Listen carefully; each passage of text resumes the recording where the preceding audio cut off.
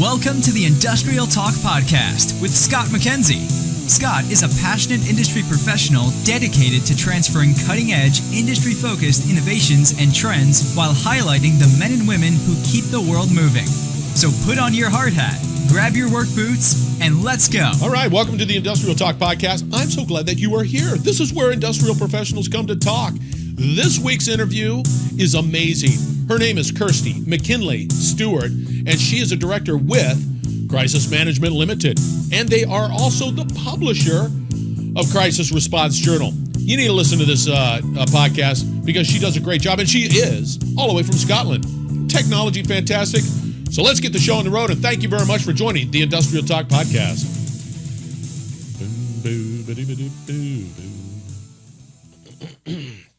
Clear my throat. Why wouldn't I? Of course, I'd have to. Anyway, I'm excited about this interview, and I'm so glad that you are here to be able to listen to it because she knows her stuff. She's got a great story, and she's quite engaging when it comes to crisis response. So, but before we get going, you know what we have to do. Tailgate Talk number 1. Okay, you reliability professionals out there, you asset management professionals out there, you maintenance professionals out there need to go to reliabilityweb.com. That's reliabilityweb.com. And get connected with those fantastic individuals out there. They know what they're doing about reliability. They will make your company better. And I mean better. And if you want to hear the best of the best when it comes to the reliability, market, industry, you need to go to reliabilityradio.com and listen to those pros, baby, because they're spectacular. So go to reliabilityweb.com and find out more. They got a great website, and they're great people. Don't miss out. Number 2. Okay. This is industrialtalk.com. Industrialtalk.com. I've got the Industrial Academy out there. This is where we highlight you, all of the industrial professionals out there. This is a training, a learning system that makes you a better industrial professional.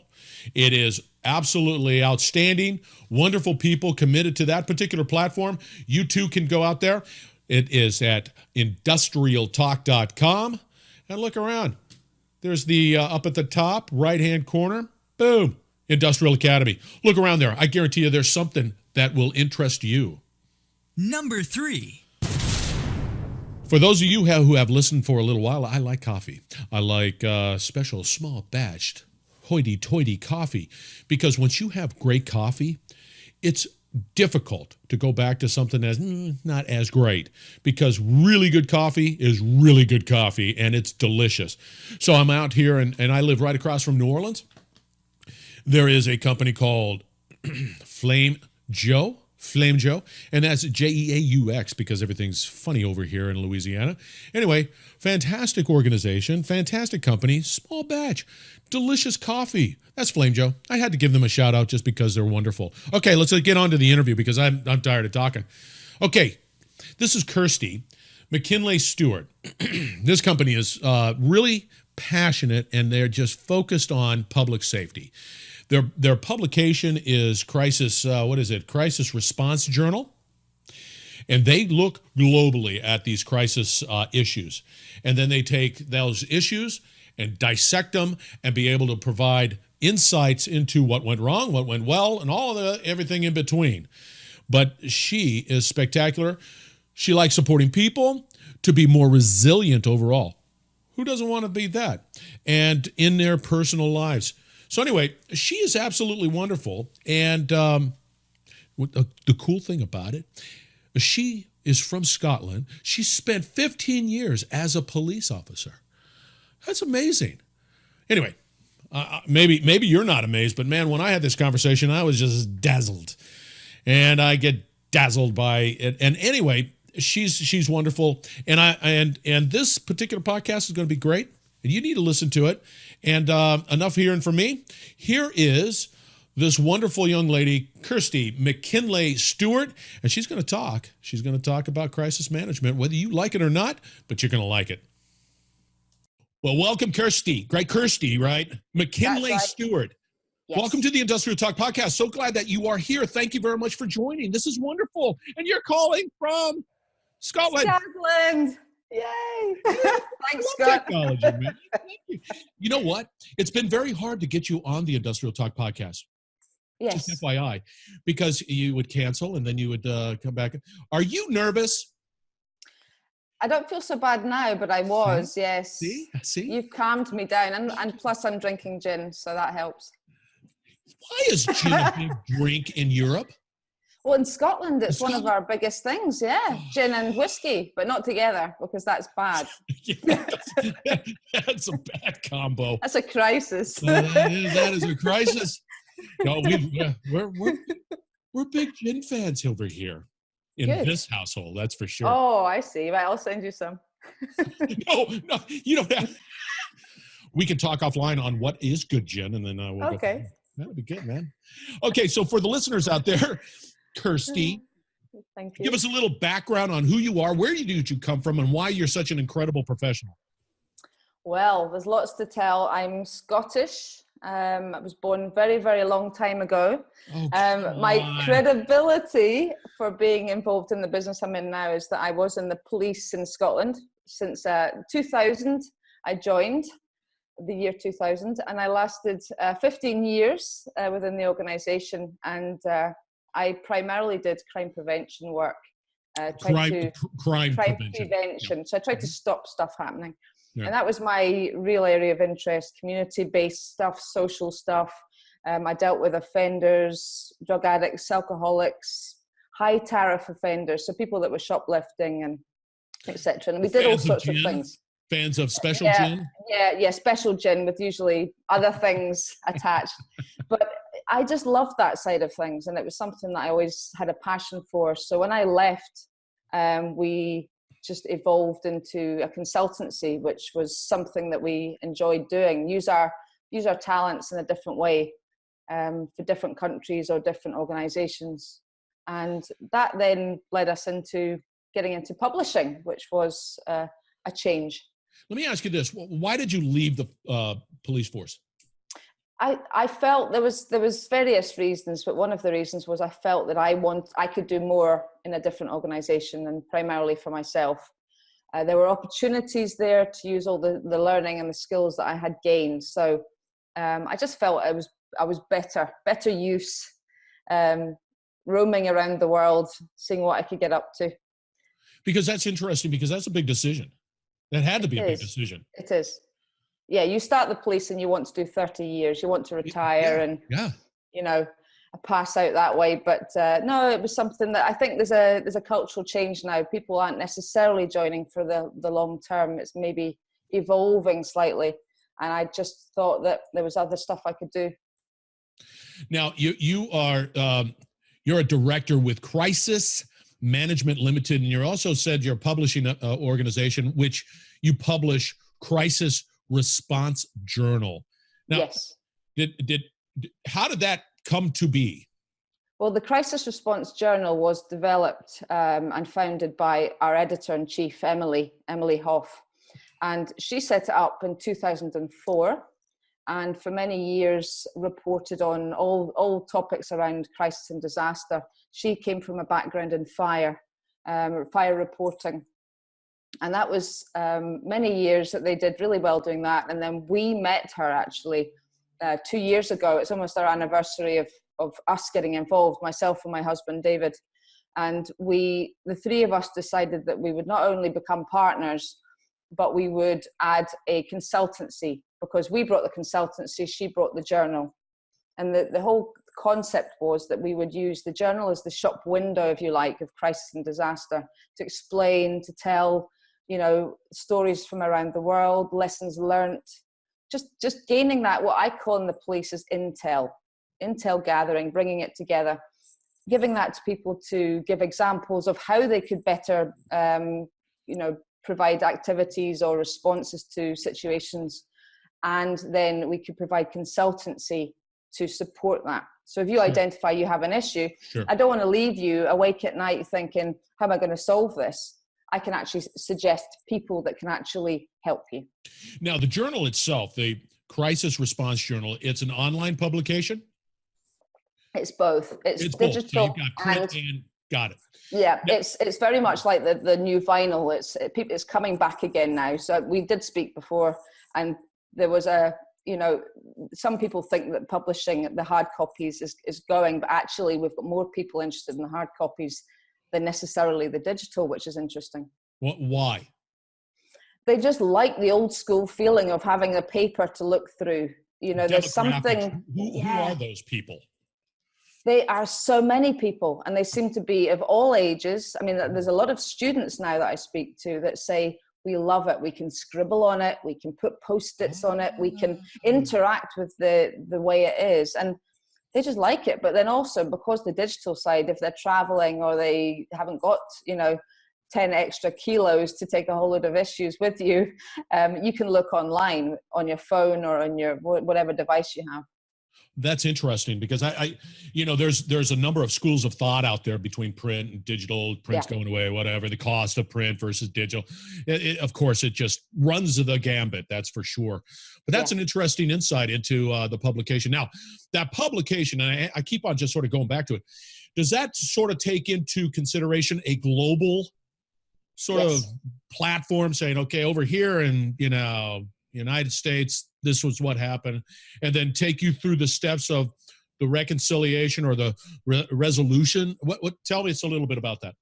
Yeah, we have a look at the way the world is. We see what is happening currently, and what my editor does, along with ourselves, is we identify really top spec people to either give comment or provide articles. Some people aren't confident in necessarily writing articles, but they know and they have got the most amazing experience that the world needs to know. So we either write for them or they provide us with content that we edit, and we put these together with a theme each time. So as you know, from the US perspective, there's been so many different climate related issues over the last 12 months, 2 years and longer. So we'll quite often have articles about how the US have done something really, really well, but also people put in exactly what went wrong, which is really as important as learning about things that went right, is understanding, well, I wouldn't do that again. So we do share a proper measure of how people feel about an incident.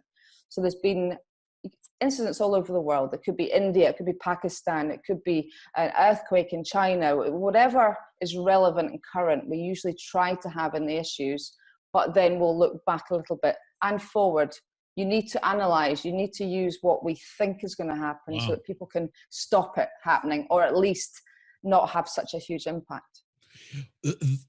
That sounds really interesting, because you're saying that in this publication, and of course, definitely the natural outgrowth of this storefront, you said, is exactly what it is. I mean, and then I know if I put my CEO hat on and I'm going to say, okay, I see my business, and one of the areas that I don't have a real good grasp on is, let's say, I deal with, challenging material over here, but I have no real action plan over here if worst case scenario, it happens. Or how do I even prevent that? Is that what we're talking about from your publication? Gives that insight as well as the services you provide? Yes. I would say it means that, for example, one of the areas that people cut from their organizations is their media and communications departments. And what happens is something goes wrong. That's often true. They have no idea, or they think they do. And this is where, unfortunately, there's loads of examples of how your reputation can be massively damaged, and then the value of your company and your product is therefore really affected. So it might be that people want to buy in, consultants, people that they know they can trust, that have got the experience to support them through problems. But what we try and do, ideally, is say, give them the story, and then they say, actually, I maybe need to think ahead of this. I need to think for the future. So if I need help, what do I need to do? I'll give you a real life. Yeah, go ahead. Go ahead. I was going to say, not many people can think past Brexit at the moment. You may have heard of that. I don't know whether you have. I don't know how to spell it. Starts with a B, I guess. But it's not the only thing you need to worry about, you know. Right. There's all sorts of stuff. So people become focused on one thing, but what we try and do is say it's a part of your business continuity, it's part of your business resilience, that you consider it, but you don't become completely focused so that that's all you mitigate against. Because if the flood happens and your entire IT system is wrecked, that, you know, while you're focusing on one other threat, then you need to be aware of the full picture. And that's what we'll try and do. Here's a real life, it just happened. Now, over here in the United States, there's the NCAA basketball, right? There's a gentleman that plays for Duke, and this is a crisis. So he moves and blows out his Nike tennis shoes. You know what happened? Nike lost 1% of their market value as a result of that blown out tennis shoes. And they jumped on it from a communication and media point of view to try to mitigate the impacts of that blown tennis shoe. It was on national TV, and it was, but that's not life-threatening. Don't get me wrong. It's not life-threatening, but that is an example of how Nike came back and said, okay, this is what we know we're going to do an investigation. We're going to figure it out why that shoe blew out. It blows me away, quite frankly. Yeah, but it's true. A crisis comes in. I mean, this is why when we became involved, it's not just big, high-level crisis. What a crisis to you and I is potentially that our laptop's not working for the day. You know, We're not having good web service. Not getting my video working. It's all digitized. Wouldn't have seen me, you know. So it's one of those things that it can be different things to different people, but it's still massively important, and that's the thing. It is. So we're going to be taking a break right now, Kirsty, and we're going to put on my CEO caps, and we're going to talk a little bit about, hey, for me as an organization, I see that I have some deficiencies. We're going to talk a little bit through that for our listeners, and we're going to try to give some tangible, solutions for what they need to do. Okay, listeners out there, we're talking to Kirsty McKinlay-Stewart. As she's director with Crisis Management Limited. You're listening to the Industrial Talk Podcast. We will be right back. You're listening to the Industrial Talk Podcast Network. All right, the Industrial Talk Podcast has a new sponsor by the name of ASG Energy. Now, this company helps private companies as well as public organizations of all sizes reduce energy costs through the use of commercial LED lighting technology and electrical services. Now, you know me. I'm a big fan of LED just because, well, first off, I don't have to change the lights, but on a commercial basis, oh my gosh, the energy savings is phenomenal. The reduction in maintenance costs, phenomenal. Return on investment, quick, it's incredible. And the environmental benefits, self-explanatory. So, you have any questions about LED commercial lighting? You need to check out my friends at ASGEnergyLLC.com. Find out more because they know what they're doing. So check them out. All right, welcome back to the Industrial Talk Podcast. I am talking to Kirsty McKinlay-Stewart. And of course, she's the director of Crisis Management Limited. I'm so glad that you are here. And I want to make sure that the listeners understand that publication, they can get it on your website, right? Yes. Mm-hmm. And then they can download it. They can do a digital, and then they can also get a publication, a hard copy of that. Yes. And what you do with that publication is that you look at, I guess you look globally at challenges that exist and then provide some solutions within those articles. Does that make sense?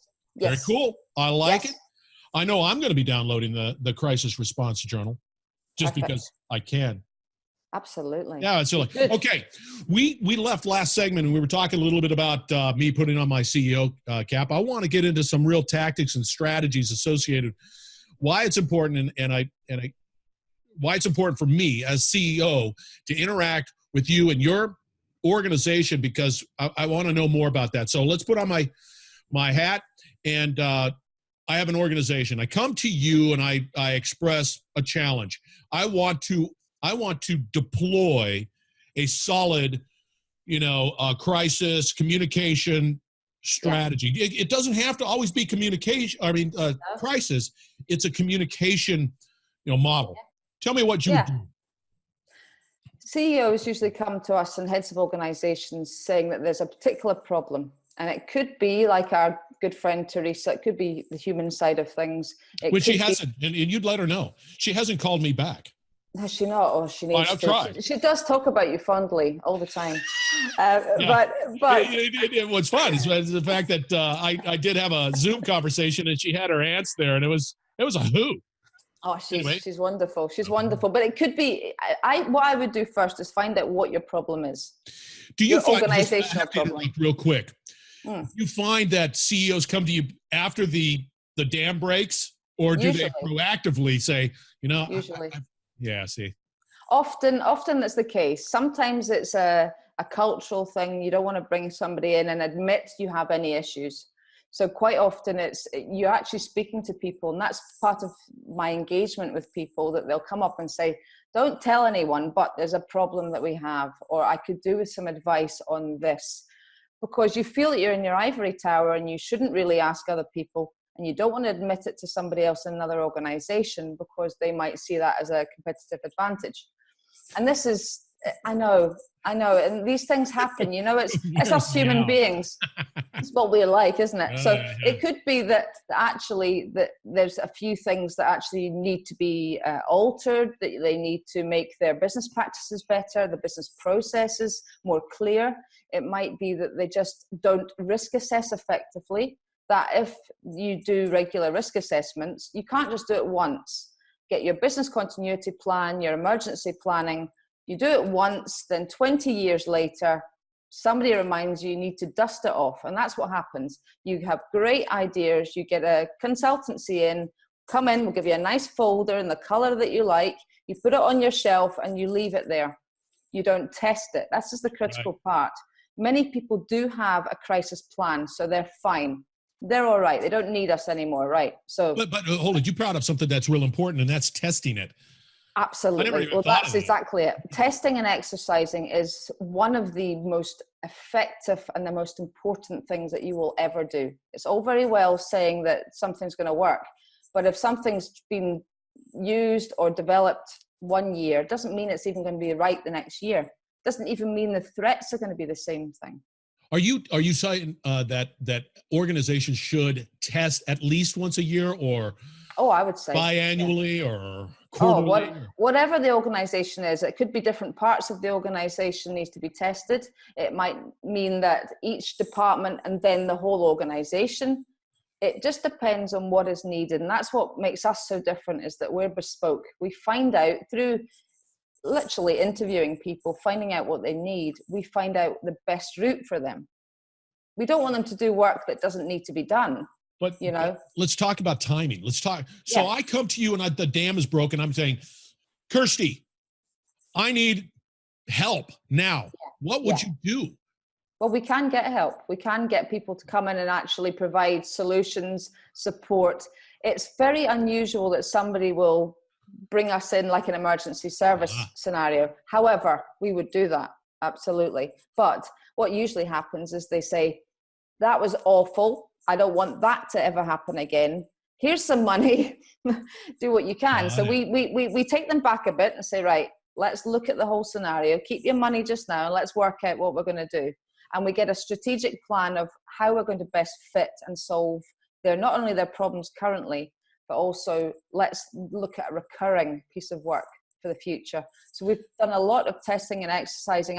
We've recently done either creating exercises for people, or I've been acting in a part. I played a female cop from Scotland, so I was kind of typecast for that one. But I was going to say, but not much of a challenge. It was quite easy, and I was particularly good, I thought. But it was one of those that we can. I think that's really important. So management, understanding that CEOs can't expect to know every single little piece about their company down to the weeds. But what they need is to have highly trained staff. They need staff to understand exactly what their role in the organization is. And everybody needs to know what part they play in an exercise should it be needed. Let me ask you this. How does a CEO know that they need this? Because here's the reality. Yeah. I'll just throw it out there. Business continues. We just start going down the road. We manufacture or whatever, and it just keeps going. It just keeps going. And it goes on for years and years with no real issues associated with it. To your point, I've taken my little binder and I've stuck it up there, and it's got a pretty color to it, and that's where it sits.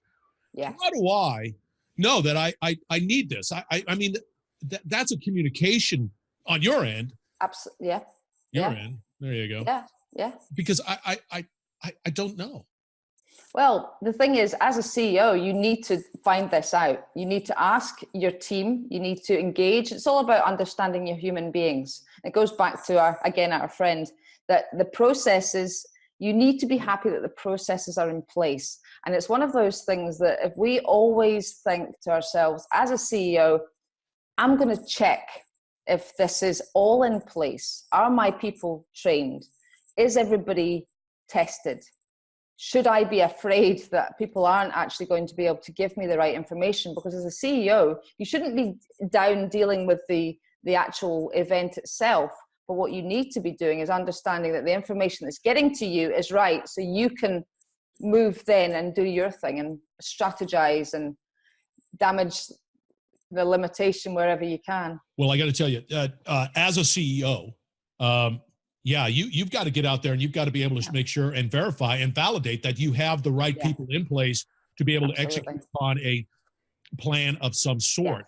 And if not, bridge those gaps through training and whatever and redoing the processes and making sure it all aligns, and being that that tip of the sword type thing, and being able to, because if you don't have executive buy-in and saying that that's important, I guarantee you it trickles down and you're not going to get an effective, communication response process. Yeah, internal communications is massively important. Making sure that people don't just tell you what they think you want to hear, because that's when it's dangerous.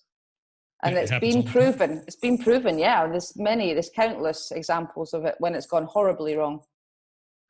And that's in your publication, I would imagine. Oh, yeah. Oh, yeah. Because we've got lots. But it always gets down to that, doesn't it? It always gets down to that effective communication. And I mean, as a CEO, listen out there, as a CEO, this is bottom line value. This is fiduciary responsibility to shareholders and all of the people who have a vested interest in the success of your company. Bottom line. Absolutely. It only takes one to make a company. Yeah, I mean, what's interesting is that I was going through some old archive issues recently before I got involved with the company. And I read one of the articles about crisis communication and crisis planning. And that was the most recent one that I looked at was 2016. And we're still going to events and still people are saying, do I need to have a crisis plan? Do I need to test an exercise? That shouldn't be, we shouldn't have to stress that this is important, because there's countless examples of when it hasn't gone right.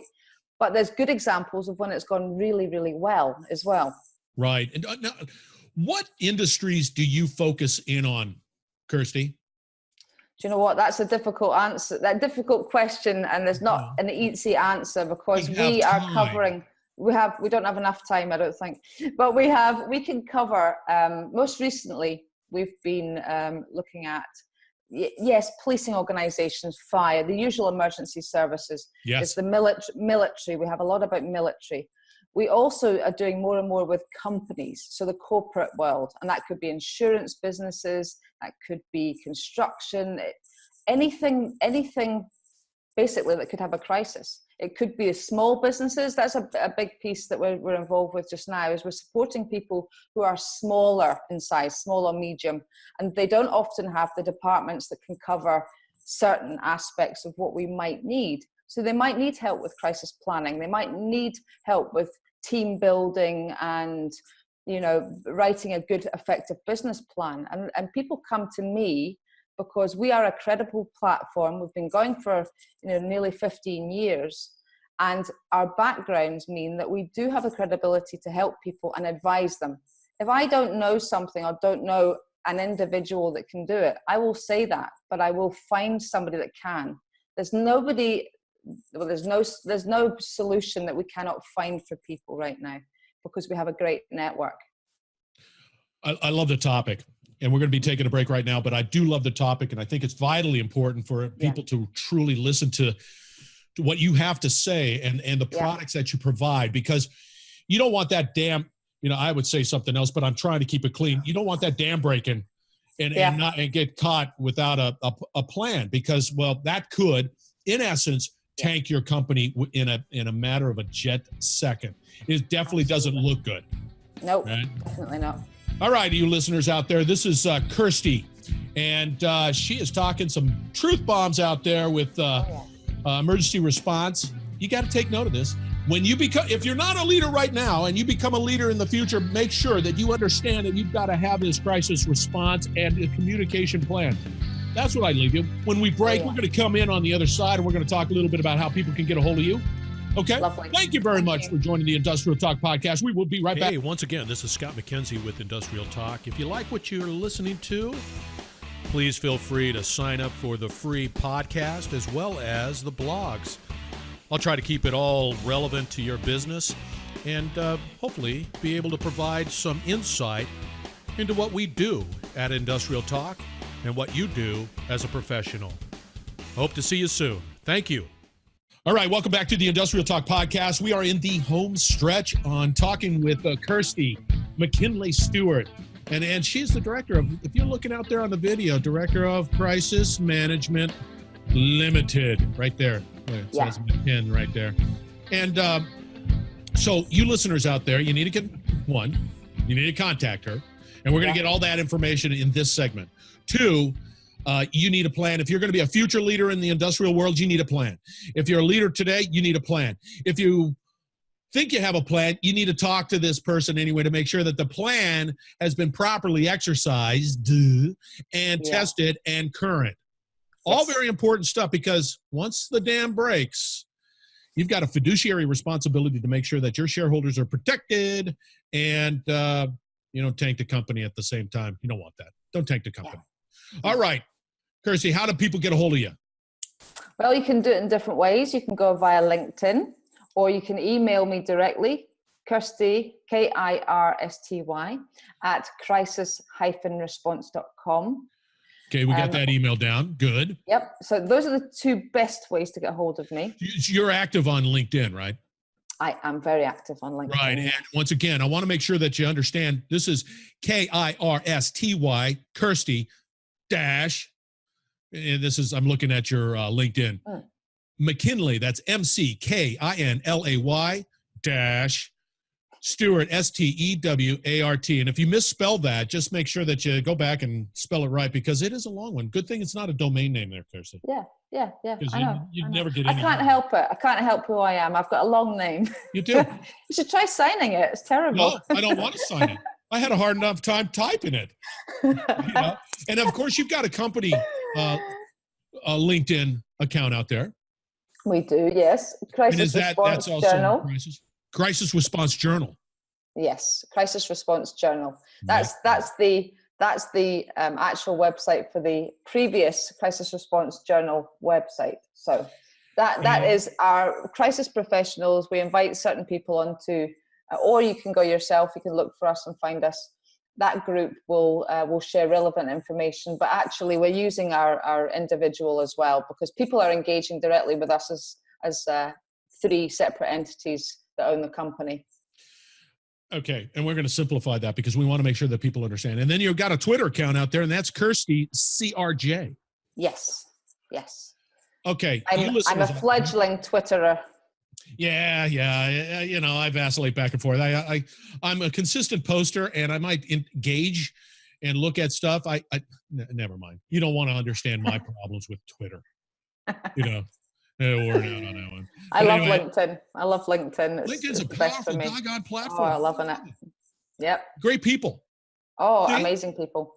They really are. They're out there. And they don't waste your time. They're all bang on. Some people complain about it being a bit more like Facebook, but I haven't really seen that recently. So. Oh, it's not like Facebook. Don't get me wrong. Yeah. It's not like Facebook. Yeah. I understand exactly what you're saying there, Kirsty. Yeah, I love it. Spot on. All right. So you got the contact information. I would just say, hey, get a hold of her via her email. That's Kirsty at crisis-response.com. You will not be disappointed. And I think you're going to be offering a 50% discount because it is a journal. It's a journal that's out there, but you got to subscribe. Yeah. Subscribe. Yeah, it's quality. Wait, and you see it. Oh! You got this. You were going to show us the white elephant or not? No, the rhino. The gray rhino. This is the latest. This is the latest issue, and we've got we always have a different front cover. The last one before that was about travel risk. We have a theme for each one, and we have a commissioned artist, and then the infamous fake news. About the time that fake news was a thing. Manipulation. Yeah. So we have the next theme is a top secret. I'd have to kill you if I told you. It's okay. But the next one is actually 14.2, the issue, and that's out. It's released mid-March, but we go to press on the 15th of March, and then they'll be going out after that. So it's a quarterly publication. It looks great. Good job. A lot of good content. You guys take a lot of pride in that doggone journal. We do. I mean, the content is, it's from people who are experts in their field. We don't have fake news. We make sure it's checked. We make sure the specialists and the experts are checked, and we're confident, and we back up everything that's in our journals. Awesome. Yeah. You have been such a delight. I have really enjoyed this interview. Likewise. You listeners out there better get a hold of her. Or get a hold of me, and I'll make sure that I join. Because you're not going to see an article of me in her publication anytime soon, because I'm not an expert in what she does, because she's at the top of her game. You never know. You never know. I might get you as a frontline person. Get in contact. Get in contact. We want to build the crisis community. It's really, really important. That is so cool. I love that. Quite the mission, quite the passion, quite the purpose, all of that stuff. Thank you very much. And you listeners, hang on. We're going to close it out. And thank you very much for joining the Industrial Talk Podcast. You, Kirsty, thank you very much. Thank you. Toodles. You're listening to the Industrial Talk Podcast Network.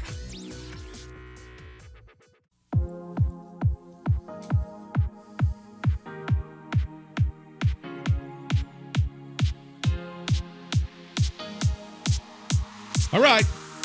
That, ladies and gentlemen, is Kirsty McKinlay-Stewart, man, and she knows her stuff about crisis management. I want to just say thank you very much for being on the podcast there, Kirsty. You were wonderful, and what you have to offer to the industrial world is second to none. Thank you very much. I can't wait to get my copy of the journal, the Crisis Response Journal. Okay, all of you guys know how to get a hold of her. She said it. It'll all be out there on industrialtalk.com, and all her connections, anything you want to know about her, she's out there. You need to go and connect with her. Thank you very much for joining the Industrial Talk Podcast. Go to the Industrial Academy out on industrialtalk.com. And if you need to get a hold of me, go to industrialtalk.com. Get a hold of me. Easy peasy, lemon squeezy, no big deal there. So anyway, thank you very much for joining the Industrial Talk Podcast. We've got another great interview next week. I can't wait to do that one. Yeah, it's all good. It's all good. So thank you very much. Have a wonderful week. And listen to those Go Big series, because they're there for you to be better. So anyway, thank you. Take care. Have a great afternoon, morning, or evening, wherever you're at.